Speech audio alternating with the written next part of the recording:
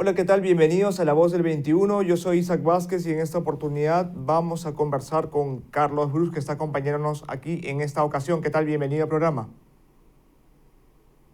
Buenos días, Isaac, ¿cómo estás? ¿Qué tal? Gracias por estar aquí con nosotros. Bueno, casi todos los que nos están viendo probablemente ya tengan una noción de, digamos, de la experiencia que usted tiene en materia pues, de gestión en gobiernos pasados y también desde el mismo campo político, ¿no? Y en ese sentido me gustaría poder saber qué mirada tiene usted respecto a cómo se viene recuperando actualmente pues, la economía y el empleo, porque estaba previsto que haya una mejora este año respecto al año pasado. Sin embargo, claro, los planes no están saliendo tal como se pronosticaban, como se preveían, y ha habido pues incertidumbre política, ha habido también un tema de factores externos, pero especialmente hay bastante incertidumbre, y eso toca bastante también al empleo. ¿Cómo ve usted esta recuperación que estaban esperando los peruanos? En efecto, después de haber pasado el año pasado, un año muy malo, el peor que podemos haber tenido en las últimas décadas, este año apuntaba a ser un buen año con los sectores, casi todos los sectores recuperándose, eh, y esperábamos poder empatar con un próximo año igual o mejor de bueno. Lamentablemente, los hechos políticos en julio puso en atención a todo el mundo para ver cómo se iba a desenvolver las políticas públicas con el nuevo gobierno. Y el nuevo gobierno no solo ha decepcionado bastante, sino que, sin temor a equivocarme, podemos calificarlo como la peor administración de nuestra historia republicana, ¿no? Como dijo en un acto de honestidad Vladimir Cerrón, presidente de Perú Libre, ellos no pensaban ganar. Ellos, para ellos éxito era pasar la valla y poner una bancadita. Y de pronto se han dado con el tema de administrar el país, que no es una cosa sencilla para nada. Es el aparato más complejo, y aquellas personas que dirigen cada uno de los sectores tienen que lidiar contra todas las normas y procesos a fin de poder ejecutar presupuesto, generar obra y generar bienestar. Ahorita no hay obra que se esté generando, el sector construcción se está paralizando porque la obra pública se ha ralentizado, las perspectivas para el próximo año, las más optimistas dicen que no vamos a crecer y las pesimistas dicen que vamos a decrecer. Así, y por supuesto, esto de irse contra el sector económico más importante de la economía, que es la minería, pues abunda en aquellos que predicen que el próximo año va a ser muy malo. Antes de ahondar un poco en cómo se ha estado llevando esta gestión en sus primeros meses, ¿no?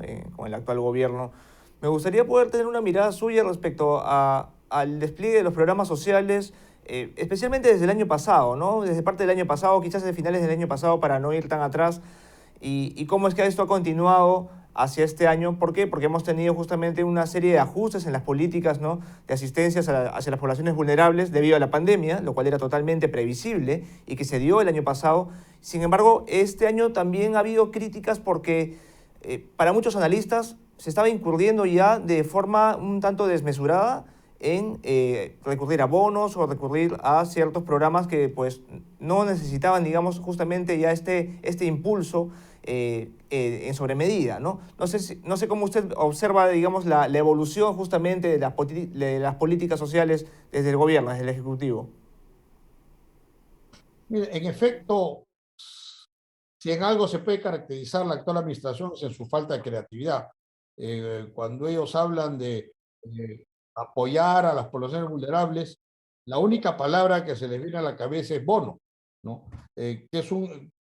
Al final el bono es una transferencia directa que empezó a utilizarse intensivamente en el gobierno de Toledo, con estas transferencias condicionadas a que la gente vaya, lleve a sus hijos a vacunar, los lleve al colegio, en lo que es el programa Juntos, ¿no? Pero a partir de ahí no ha habido una evolución más que eso. No se olviden que en la época de Toledo también se crearon los bonos de vivienda, ¿no? Que son bonos que la gente no puede gastar como quiere, son plata que se le da, pero destinada exclusivamente a compra y vivienda.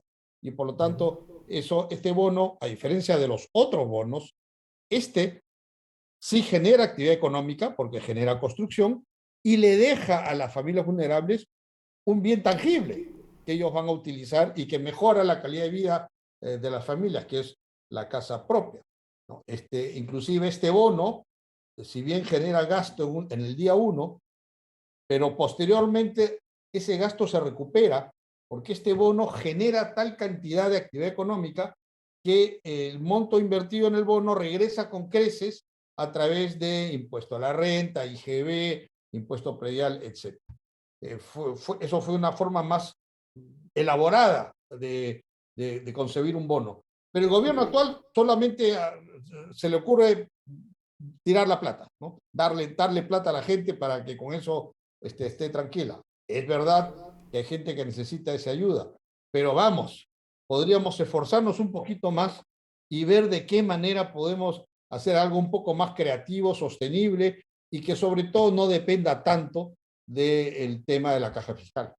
Ajá. Y ya que usted lo menciona, ¿cómo es que observa el desempeño, la gestión de la señora Dina Boluarte a cargo de la cartera de Inclusión Social? Bueno, un poco igual que el gobierno, me da la impresión de que la señora Dina Boluarte no quiere hacer mucho aspaviento, quiere pasar por debajo del radar en caso de cualquier sucesión, lo que la pone a ella a cargo del país, ¿no? Por lo tanto, ahorita no se arriesga, no sale mucho y efectivamente no vemos nada nuevo de la cartera de inclusión social. Pero cualquier sucesión presidencial va a tener que pasar por ella. Ujú, ujú, entiendo. Y ahora, usted nos estaba hablando un poco justamente sobre los programas de vivienda. Bueno, lo ponía como un ejemplo, ¿no? Ponía como un ejemplo, digamos, la dinámica de este tipo de políticas.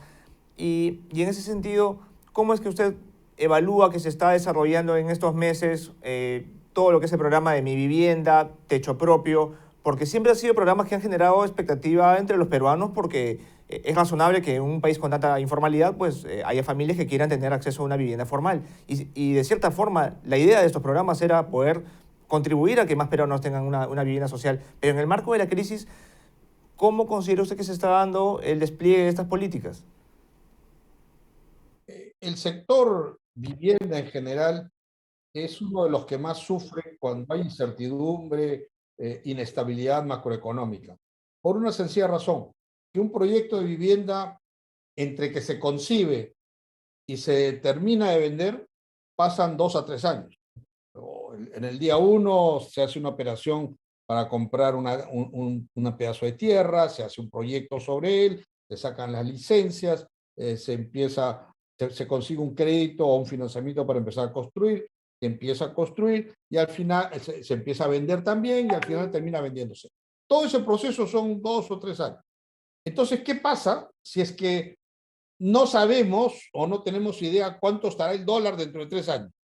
O no sabemos cómo estará el cemento, el ladrillo. Entonces, si tenemos esa incertidumbre, ¿cómo podemos vender hoy? ¿A qué precio vendemos hoy? Porque puedes correr el riesgo de que al precio que vendes hoy, cuando termines de construir, no vas a poder reponer esa inversión hecha y vas a perder plata. Entonces, el sector inmobiliario es uno de los primeros que se frena cuando hay este clima que vivimos actualmente de inestabilidad económica y política. Así que para el próximo año de lejos no va a ser de ninguna manera un buen año para el sector inmobiliario y en general para el sector construcción. Y a raíz de lo que usted nos comenta, especialmente no sería un buen año para las viviendas sociales, si es que queremos ahondar y ser un poco más Así es. precisos en ello. ¿Es así? No va a ser un buen año porque de acuerdo al modelo de vivienda social que desarrollamos hace 20 años atrás y que se ha mantenido, eh, es el privado el que arriesga su dinero para construir la vivienda social y el Estado se limita a dar un bono y un crédito a largo plazo para que las familias puedan comprar. Entonces, ¿de qué manera le ponemos una pistola en la cabeza al empresario y le decimos, mira, por más que tengas miedo y haya inestabilidad política y económica, te obligo a que arriesgues tu dinero para construir las viviendas y ojalá puedas recuperar tu plata? No hay forma. El empresario no va a poder, no va a arriesgar tanto como arriesgaba antes, y por supuesto se va a resentir el sector. No estoy diciendo que nadie invierta, seguramente habrá algunas inversiones o algunas inversiones que ya están en curso no se pararán, pero no va a haber un incremento como los que todos quisiéramos en materia de construcción de viviendas. No nos olvidemos que todavía no estamos cubriendo el déficit habitacional. Nosotros estamos haciendo más o menos 70,000 viviendas al año, y tenemos que pasar a 120,000, 140,000, para que el déficit se reduzca y finalmente en 10 años lo eliminemos. Pero con esta incertidumbre es muy difícil que eso se pueda hacer, por más que pongan al mejor ministro de Vivienda del mundo. Pero suponiendo que el gobierno, la gestión del señor Castillo, optase por colocar a una persona idónea para el cargo, que tenga experiencia en el sector, ¿cuál considera usted que podrían ser los ajustes mínimos o esenciales para poder al menos tener ciertas garantías, o más que garantías, ciertos parámetros en cuanto al desenvolvimiento de las políticas de impulso a la vivienda formal? Mira, antes de que hubiera todo este problema, ya había un tema al cual el Estado tenía que meterse. Porque si bien el Estado, las empresas privadas hacen las viviendas y los bancos privados dan los créditos, no es que el Estado se hace el muertito y ya no tiene nada que hacer. No, el Estado tiene que intervenir muy activamente para generar las condiciones para que la oferta se encuentre con la demanda. Ahorita, ¿qué está ocurriendo? Hay un problema de ausencia de suelo urbano.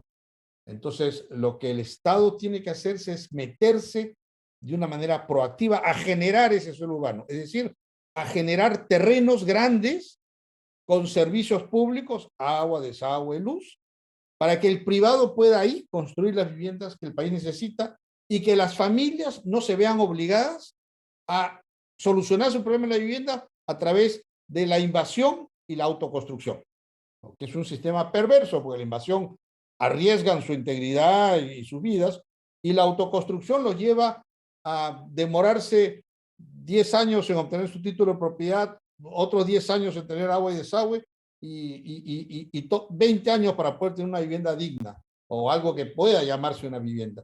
Mientras que con estos programas, en el día 1, tú tendrías una vivienda con agua, desagüe, luz y título de propiedad. Entonces, no tenemos por qué hacer que las familias sufran esos 20 años. Entonces, si el Estado urbaniza a nivel de macrolote, no a nivel de casa, a nivel de macrolote, grandes terrenos que el Estado mismo tiene y que si no los urbaniza lo van a invadir. Y en esos terrenos se hacen programas techo propio fundamentalmente y mi vivienda también. De esa manera ayudamos para que se genere este encuentro entre la oferta y la demanda. Para eso se tiene que constituir una entidad urbanizadora del Estado. Yo propuse esto en la campaña. En el gobierno de Sagasti aprobaron una ley donde le encargan una función muy parecida al Fondo Mi Vivienda, cometiendo un gran error, porque el Fondo Mi Vivienda es una entidad financiera de segundo piso. El Fondo Mi Vivienda es muy parecido a COFIDE, digamos, salvando la diferencia. Entonces, ¿cómo se le puede ocurrir darle a una entidad financiera la responsabilidad de urbanizar terrenos en el campo? En el Fondo de Vivienda no hay un solo ingeniero, no hay un solo arquitecto, es una entidad financiera. Entonces ahí cometieron un error, ¿no? Y si no querían convertir o no querían crear una nueva entidad pública, por ejemplo, se hubiera podido reconvertir con FOPRI, ¿no? Reconvertirlo en esta entidad urbanizadora del Estado, porque COFOPRI tiene un buen catastro a nivel nacional, y de esa manera a tomar esa acción. Eso es lo que se podría hacer ahorita, ¿no? Para poder ayudar a incentivar la inversión en lotes grandes que el Estado urbaniza a nivel de redes primarias. Una precisión con esta propuesta que usted nos menciona, que es suya, de su autoría. respecto a tener una empresa, una entidad urbanizadora del Estado. Con eso también nos referimos a, es similar a la propuesta que había hace un tiempo de que se pudiese contar con una empresa de suelo, una empresa de gestión de suelos en el Estado, porque eso se discutía ya hace un par de años más o menos, pero no sé si es que trasciende un poco la propuesta que usted nos comenta o si nos referimos a conceptos similares. Son conceptos similares. Es, la idea es poner en valor terrenos que el Estado tiene, pero que ahorita no se pueden usar porque no tienen ni redes de agua, desagüe y luz. Entonces, la idea es que el Estado lleve estos servicios a nivel de red primaria, es decir, a nivel mayorista, ¿no? Y después el sector privado de ahí jala ya las tuberías, las conexiones domiciliarias para cada casa que ellos van a construir, y se hacen estas grandes urbanizaciones para que se puedan generar vivienda social y entregárselo a la gente, ¿no? El concepto es ese, que además no es un concepto nuevo. Colombia existe una entidad muy parecida que se llama Metrovivienda, que genera eso, a eso se dedica. Y eso es justamente lo que nos falta ahora en este momento. El gran problema de la vivienda social hoy es el suelo urbano. Bien, y en cuanto a lo que son los programas sociales en general, me gustaría poder tener una opinión suya en el sentido de que es evidente que hace falta dar cierta atención a la población vulnerable que ha quedado pues, afectada por la crisis, por la pandemia y consecuentemente por el desempleo y que todavía necesitan de cierta forma poder generar ingresos o que se les dé alguna oportunidad para poder generar ingresos por su propia cuenta.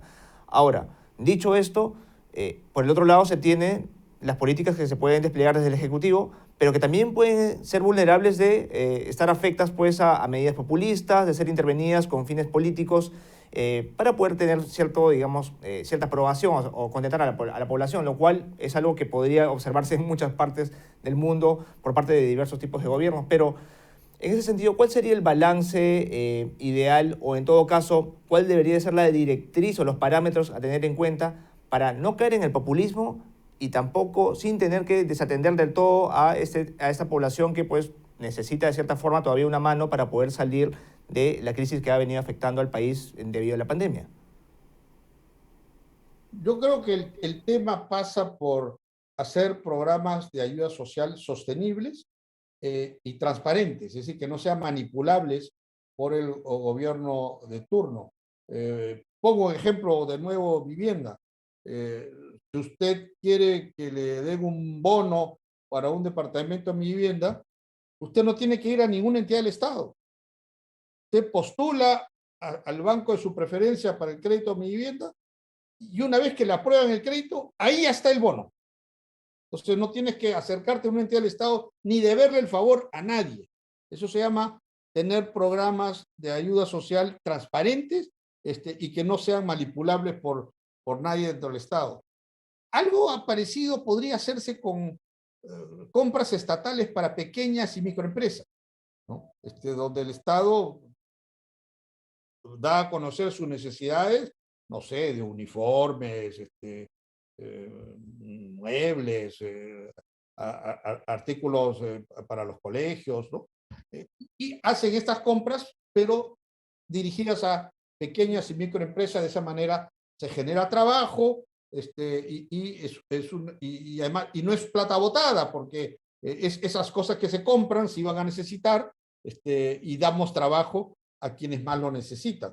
Es cuestión de un poco de creatividad y buena administración y sobre todo buscar que las políticas que se implementen sean transparentes y que no dependa la decisión del escritorio de un funcionario público, porque eso tarde o temprano, con toda seguridad, va a terminar o en corrupción o un manejo político partidario.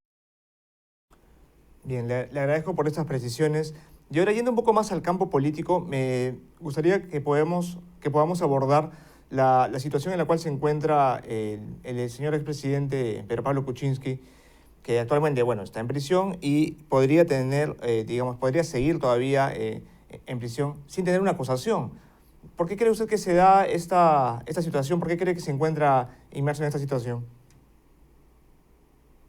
Porque lo que ocurrió con la Fiscalía es que tenía una hipótesis de trabajo que se le ha caído 2 veces.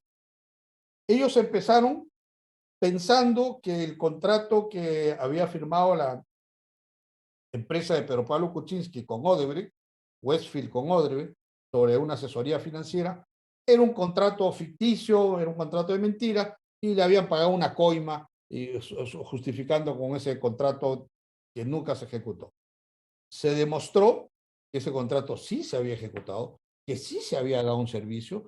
El Banco de Crédito, Apoyo, varias entidades mostraron los papeles y las gestiones que se habían hecho y además demostraron que el monto abonado correspondía a la tarifa que normalmente se abona por ese tipo de servicio. Entonces ahí a la Fiscalía se le cayó esa primera hipótesis.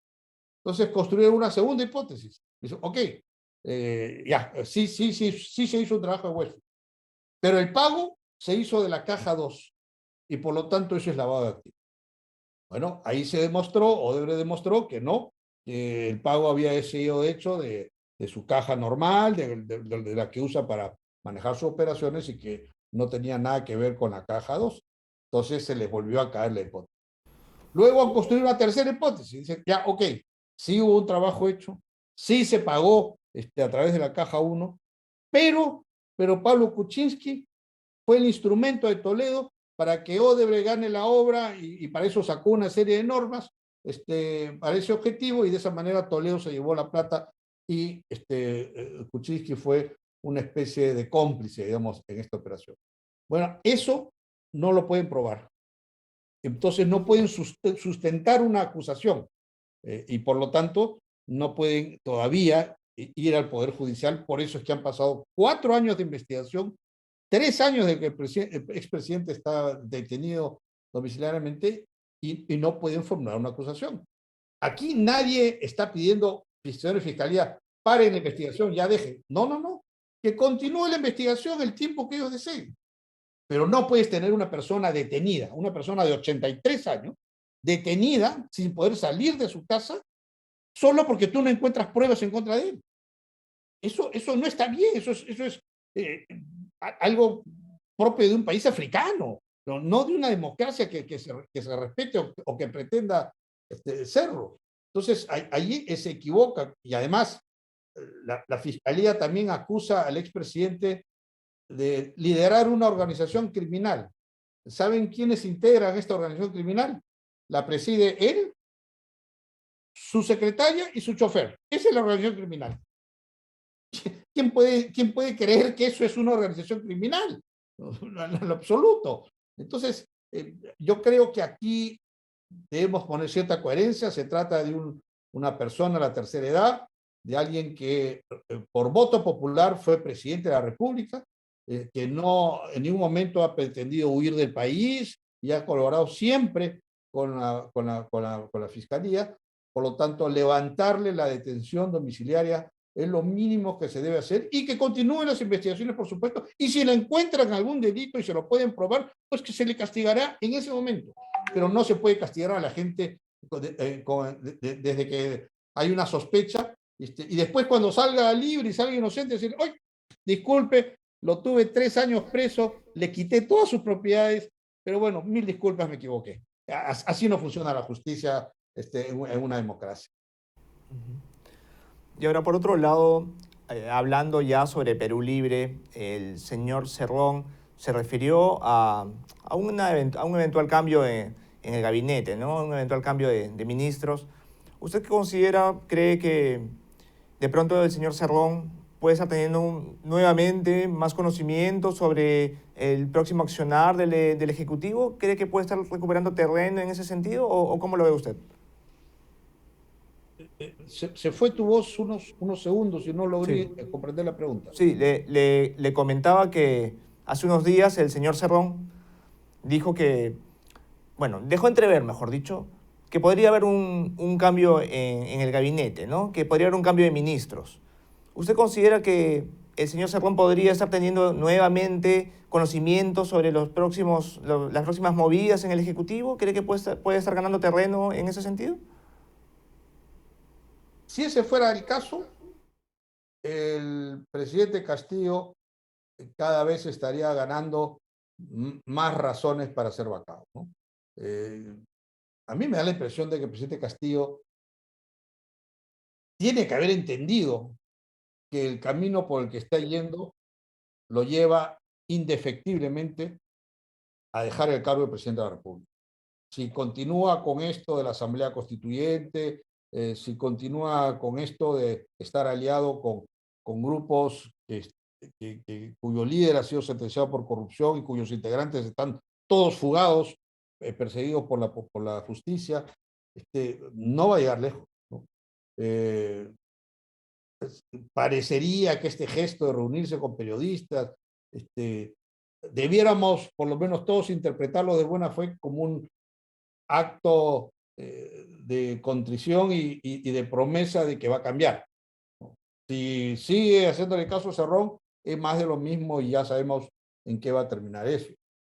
Si por alguna razón el presidente Castillo logra tener o nombrar un gabinete, un consejo de ministros de gente que no tenga cuestionamiento. Ya no estoy pidiendo que sean los mejores, porque es bien difícil que alguien que tenga algunos pergaminos acepte ser parte de este gobierno, pero alguien que no tenga cuestionamientos, eh, abandona planteamientos que son planteamientos que no acepta la mayoría, como la Asamblea Constituyente, y deja esta política de desalentar sectores económicos importantes como el de la minería, de repente, y por supuesto, y empieza a dar la cara y a rendir cuentas ante la prensa, aceptando entrevistas respondiendo preguntas, de repente puede tener por ahí un segundo debut y pueda seguir adelante. Si no lo hace, ya está claro cómo va a terminar este régimen. Ahora, la señora Boluarte está en la línea de sucesión. Ella, supongo que tiene que tener claro que no puede continuar en la línea del señor Castillo y tratará de tener un gabinete de gente sin cuestionamientos, tratará de nombrar gente que no tenga este tipo de cuestionamientos y buscará acercarse a sectores que hoy la critican, hoy que critican al régimen, y buscará dejar de alejar inversión privada y más bien atraerla, no persiguiendo a sectores como la minería. Si hace eso, la señora Boluarte podría tener una posibilidad de poder gobernar alguna cantidad de años y quién sabe, de repente termina el periodo de gobierno. Pero yo veo que eso es por donde vamos a tener que caminar, dado que nadie de la oposición actual, ningún líder, ni López Aliaga, ni Hernando de Soto, han podido capitalizar el grandísimo descontento que no han sido capaces de encaramarse como líderes de la oposición ante este gobierno por falta de planteamientos que nos convenzan, porque un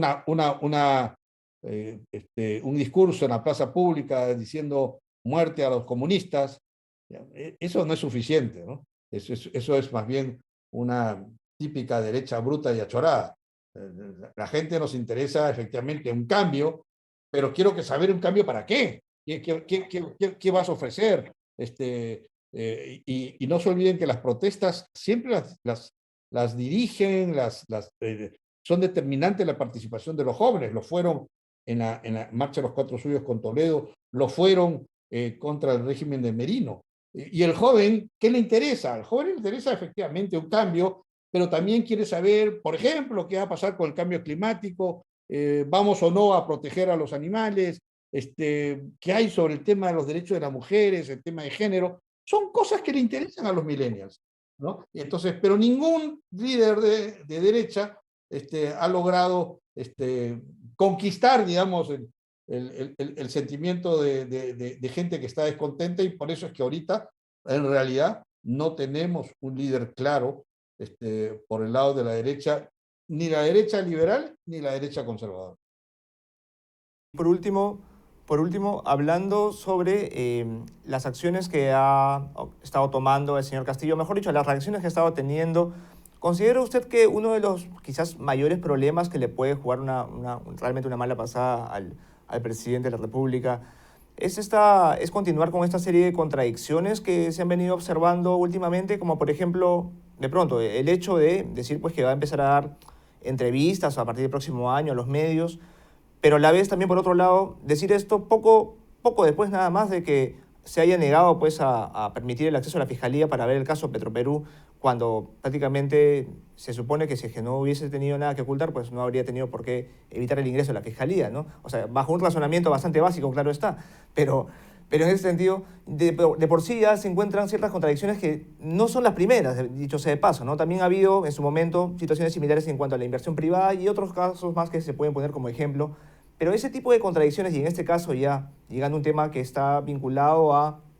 una situación bastante controversial y pues que llama la atención de todos, como el de Petroperú, ¿podría ser también un talón de Aquiles próximamente para el presidente en ese sentido? ¿Cómo lo ve usted? Bueno, como tú bien lo has dicho, si el presidente no ha hecho nada indebido, debería abrir las puertas de Palacio de la oficina de la Secretaria de Presidencia, inclusive de la suya, para que sea revisado por la Fiscalía de manera oportuna, ¿no? Lamentablemente, las acciones que el presidente está tomando nos llevan a todos a pensar de que le preocupa que la Fiscalía revise ciertos ambientes de Palacio donde podría encontrar cosas que no quiere que se encuentren. La última vez que revisaron la oficina del secretario de la Presidencia, encontraron $20,000 en el water.